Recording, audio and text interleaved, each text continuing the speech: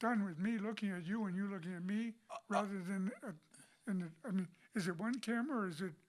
I didn't quite. You can never tell. Like it's the camera's going to be switching There's between the more three. than one camera. Yeah, That's there's my more than question. one camera.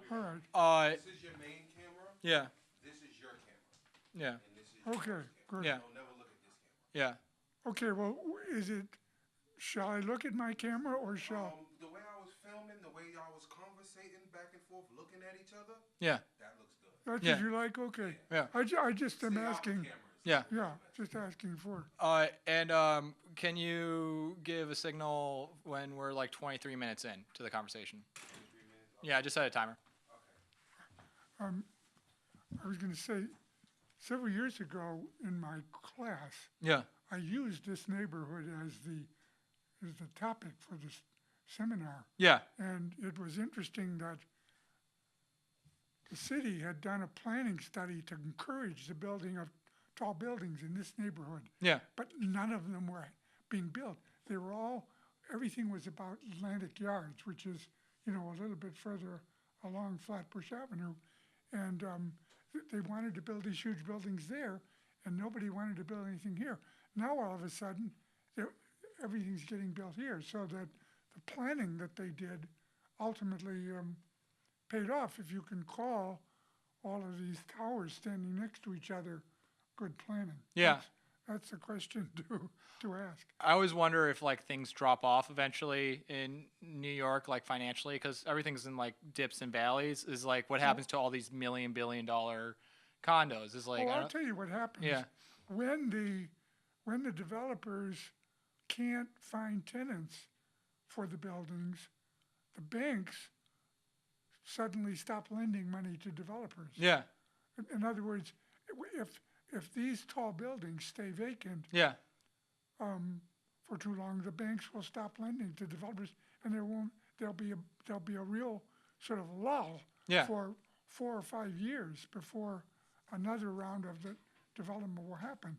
So what we're seeing, I believe, is everybody's rushing to get their big projects finished and in the marketplace and rented or leased or bought before the bubble breaks. yeah, Because clearly the city cannot sustain the quantity of huge high-end buildings, mostly apartment buildings, yeah, these days.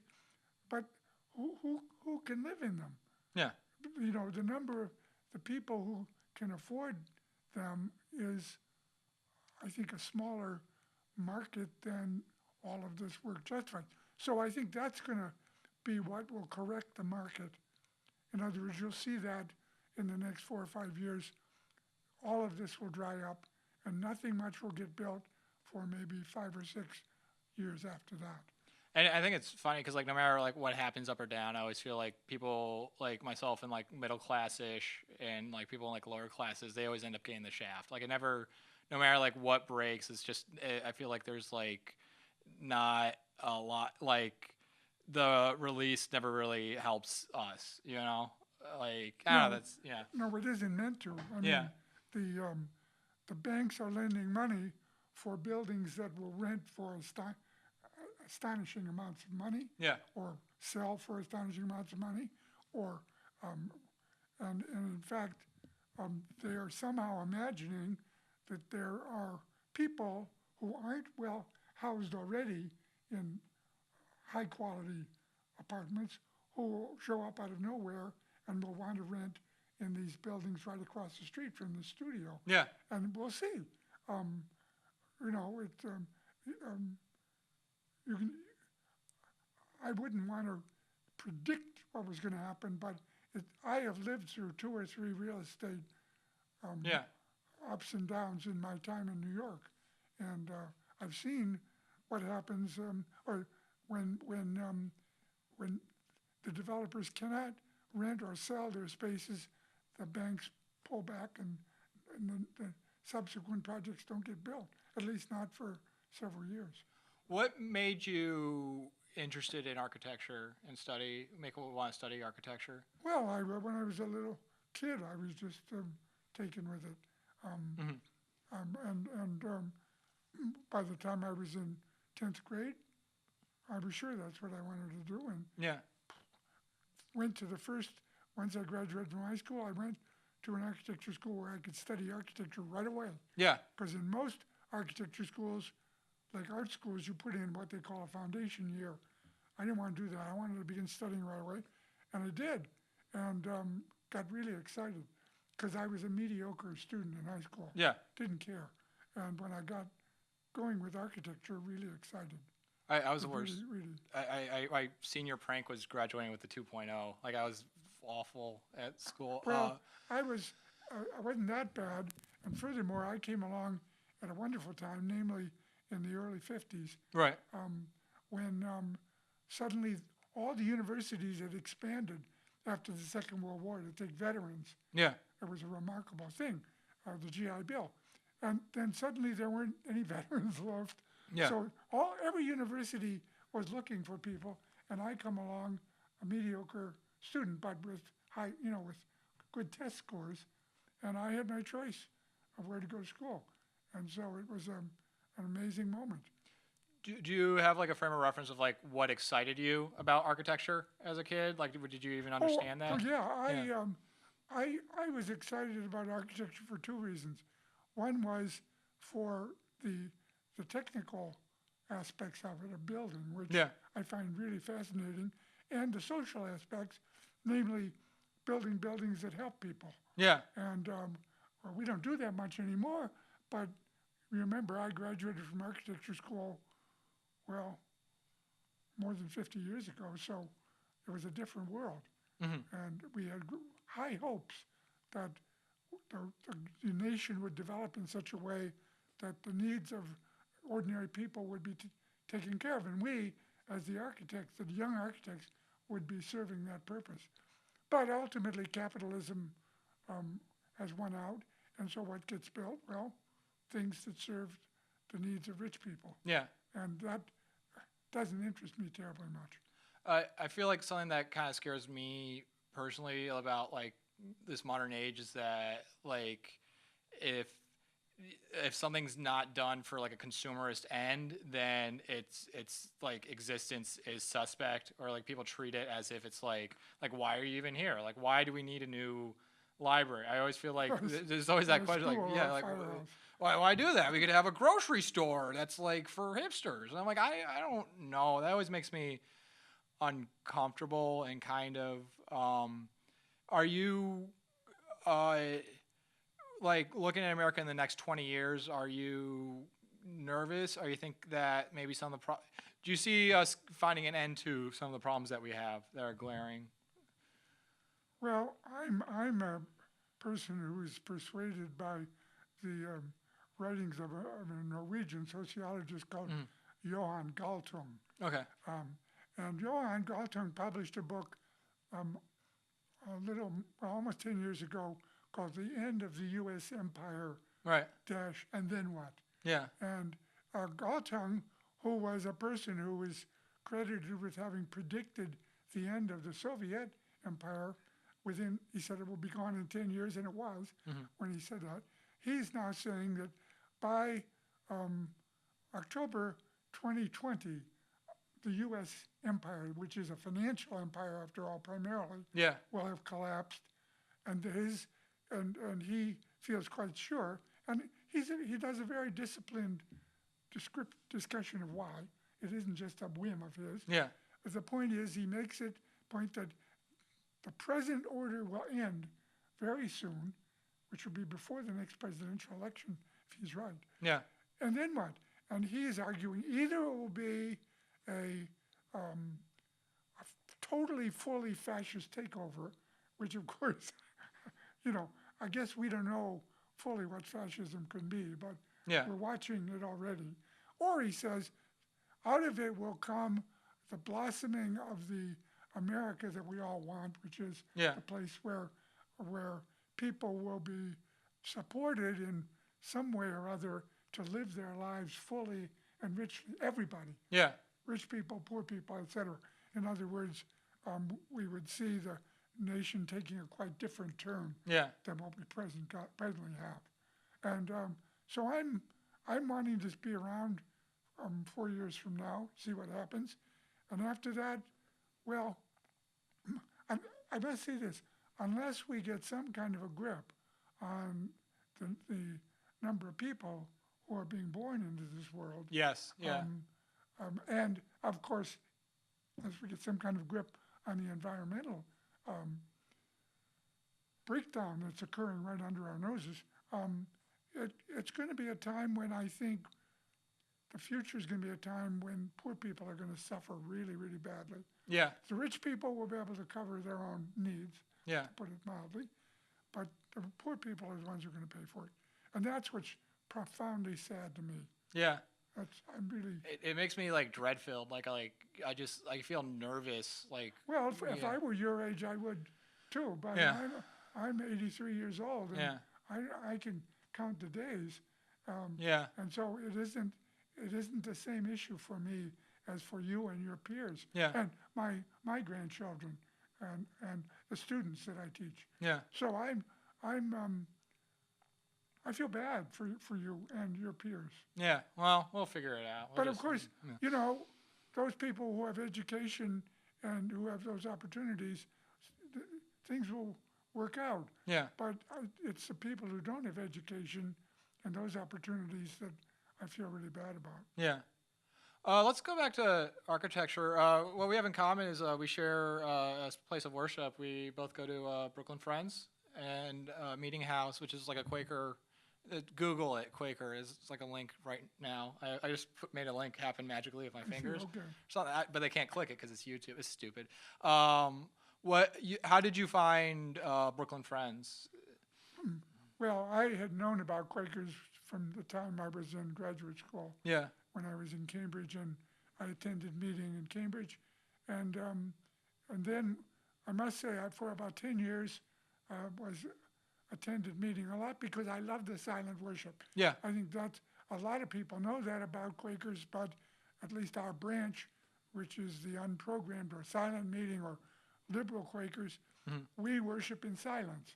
And out of that silence, if somebody feels moved by something from outside of themselves to speak, they do.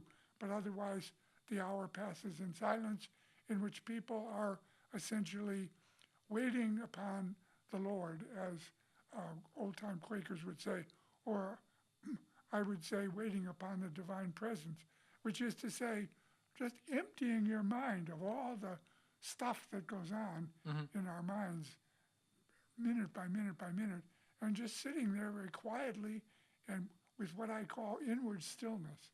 That's the discipline, and that's what I do, and I love that, and it's very meaningful to me, and it's helped me to shape my life. Yeah. So I mean, it's an odd way to do religious practice, but for those people for whom it's appealing, it really works. I think to me, like the meditation and like I think there's something kind of interesting and unique with Quakers in it, where there's like meditation in a lot of different religions, but I think with Quaker practice, a lot of it's pointed outwards, and you like point your energy toward, like you're around people and everybody's facing each other as a group, and so it's like becomes this shared experience. And it's about like there's a big just for the people at home, there's like a big, I guess, watch cry in Quaker practice about the light is inside of everybody. Yeah, And it's just like it agape. comes from Yeah. within, Yeah. and it is my belief Yeah. that there's something of God in every person, Mm-hmm. and if you treat them, if you approach them with respect and with a kind of loving attitude, that's what comes out of them. Yeah. In other words, they respond to you with that almost automatically. Yeah. And as a result, I live my life among people that I'm very comfortable with, and that includes the people I was riding the bus with this afternoon. Yeah. As opposed to feeling afraid or feeling threatened or anxious, I feel as though I'm among a bunch of people who have that of God in them, and so, hey, everything's going to be fine. Yeah. Did you did you start practicing Quakerism after you moved to New York or before? Oh, before I Okay. attend meetings, but Yeah. when I came to New York for a number of years, I didn't Yeah. go anywhere near a meeting house. Yeah. But then I found Brooklyn Meeting in 1986, just Yeah. about 30 years ago, and I Yeah. then got deeply involved in it over time. Yeah. And I've been a member for more than 25 years, and it's been very fulfilling. Yeah. I think it's nice to be a part of a project and be a part of like it's a commune. Like I heard somebody once describe like the Holy Spirit like as being like the commune and like everybody joined together as a church. It's like Sure. just everybody's just. And I think that's one of the things I enjoy most about practice. And I think with Quakers, with Quaker practice, I think it's the most focused on the fact that you get a bunch of people together in one room and you have a shared idea and a shared belief and a shared project. And I think that's one thing that I find energizing about it. Well, it's a thing that you either find energizing or you don't. Yeah, I mean, a lot of people say, well, there's no music. It Yeah. really, I need that. Well, what we do on the first Sunday of every month, an hour before meeting, yeah, there's a grand piano in our meeting room. Everybody gathers around it and sings. yeah, There's quite a recently revived Quaker songbook. yeah, We don't call it a hymnal, call it a songbook, but there are lots of songs so people can get together and sing together, and a lot of people in our meeting do that every month. So it's our way of, I mean, and I think in that hour people do almost as much singing yeah, as you do in 4 weeks of a normal church service. yeah, Because after all, what do? You sing 2 or 3 hymns in a normal church service. If you get together for an hour and you sing 12 or 14 songs, it comes out to about the same amount of singing. So, and plus people stand up and sing in service. people yeah, do and people do it's- sing during meetings. and Yeah. it's a bit of a shocking feeling because it's a spontaneous, it's coming from the heart, lyrics are half remembered, and it just comes from uh, an improvised place, and a place that was unexpected. Yes. Yeah, Well, and not only that, but I've danced in meetings. yeah, I I remember. mean, I haven't done it for Yeah, a number of years, but talk about unexpected. yeah, The people in the meeting said, how could you do that? And I said, well, I've been studying dance for, yeah, what was it, 10 or 12 years at that point. It's not something I just thought I'd do on a whim, but it was a way of expressing feelings that the people who had their eyes open, yeah, there were people who had their eyes closed the whole time yeah, and they didn't see it. But the point is, there are these opportunities. Every now and then, someone will play an instrument. But singing is something that we enjoy. And often the people have really beautiful voices yeah. who do the singing. It's very raw. Yeah. Can you talk about maybe talk a little bit about New York, just because it's the thing that you moved to New York when you were 35. Yes. That's like, so you're already like a fully grown. I've been here almost 50 years. Yeah. But of course, I'll never be a New Yorker. No, because no. I wasn't born here. Have you been But mugged? that's okay. Have you been mugged? Yes, as a matter of fact. You ever hear that saying? Is like you're not a real New Yorker until you've been mugged. Well, then, Yeah. once on the Brooklyn Bridge. Yeah. Well, how do I feel about New York? Well, it's a kind of an addiction. I can't see myself living anywhere else. Yeah.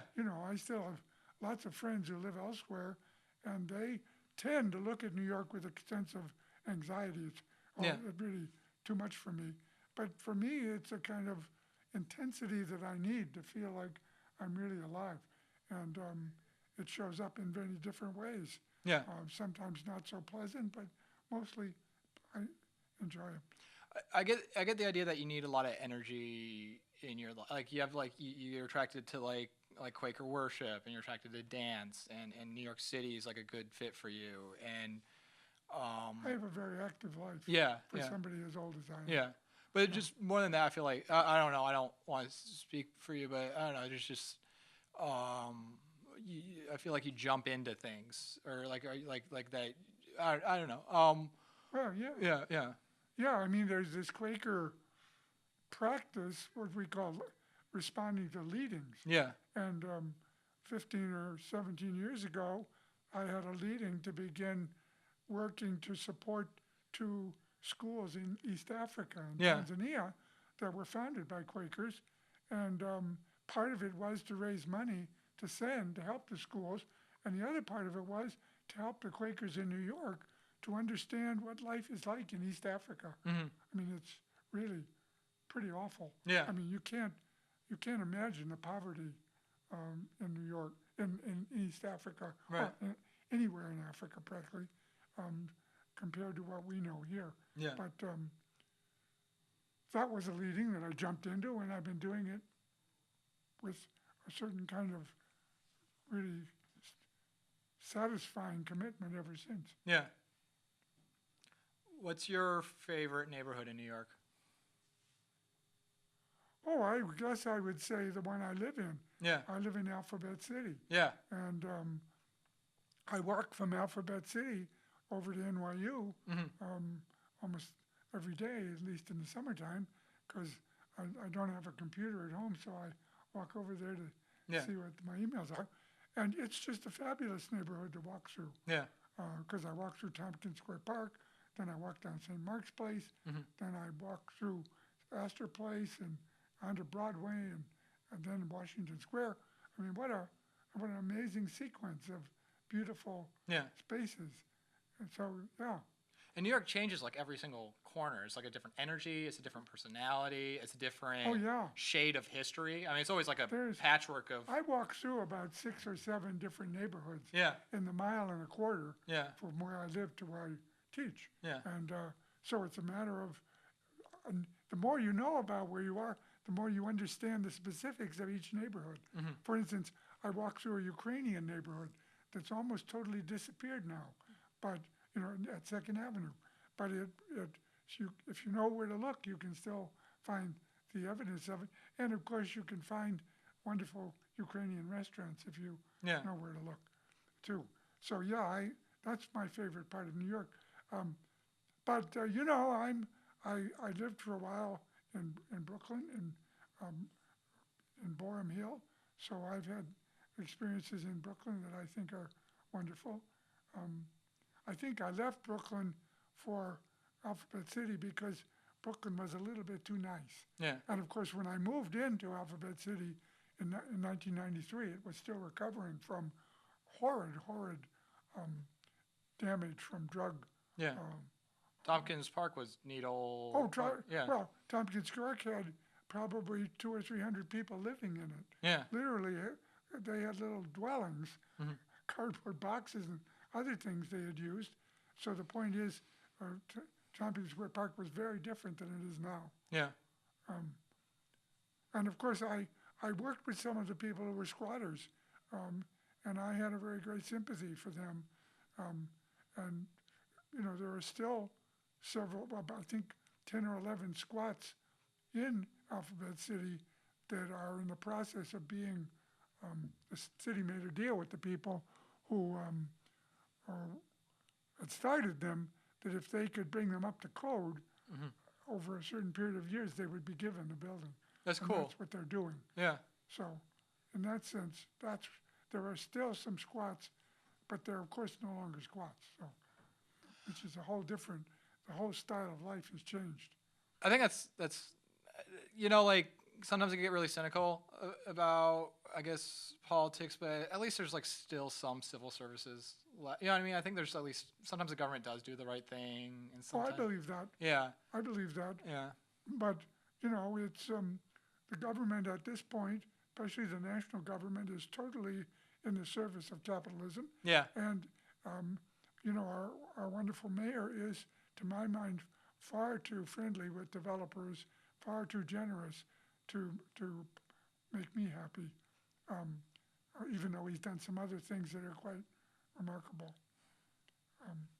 But I certainly do not look at politics as a bad thing. yeah, And what I teach my students in the course that I've been teaching for 35 or 6 years is the importance of community serving on community boards. Mhm.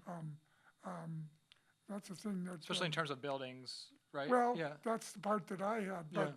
community boards serve other social functions as well. Mhm. And I would say to people listening that if you don't know much about community boards, check it out. Find out what's the community board you live in. Go to the meetings. You can even speak. as far as I know, every community board monthly meeting begins with a half an hour or so where anybody can come and speak for 2 minutes about anything. Yeah. I mean, that maybe was the case. I was on Community Board 5 in Midtown many years ago, and that was the case. But the point is, community boards want to represent their community. They're not group of people who have an agenda that's separate from what the people in that community board district Yeah. want. And usually what people in the community board want is affordable housing in basically low, old buildings building places where they like to live. Yes. They don't want more towers. No. All right. We got this time. Jim, it's always a pleasure talking to you. Okay. Thank you Yeah. very much. And you have anything else you want to? You have anything? Do you have a Twitter? Well, I mean, we're still on. Yeah, we're still on. Yeah. Oh, This is just the wrap up part. well, I don't know. I think what I would like to say to young people is, in spite of my own sense of how difficult things are going to be in the fairly near future, please keep your hope and also recognize that anybody who is willing to discipline him or herself through education will find their way. Yeah. And so, I mean, that would be my closing statement. All right. Thank you. Thanks for the opportunity, No John, problem. Yeah. to appear. All right. I saw Gina walking back and forth. She's one of our crew members. I'm just gonna go run out, and then it's gonna cut right now. All right. Now, wait a second.